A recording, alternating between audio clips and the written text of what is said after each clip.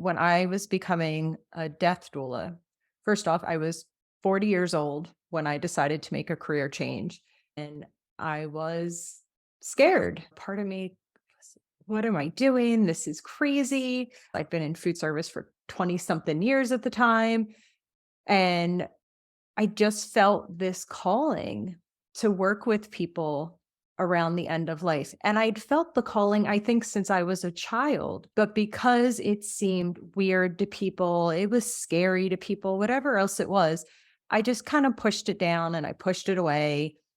It was still there, though. It wasn't going away.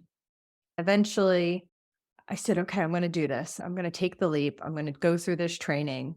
And then as I started going through the training and I started learning more about death and dying and grief and learning how there's regrets that people have when they're at the end of life. And one of the biggest regrets is not living their own life because of fear of judgment, of what their family wanted for them, people essentially telling them that what they want is wrong and that it's not something that is going to make you money or whatever else.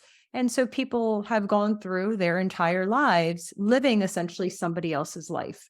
And then when they're on their deathbed, that's one of their biggest regrets is that they don't have more time to live their own life. They spent their entire life living somebody else's.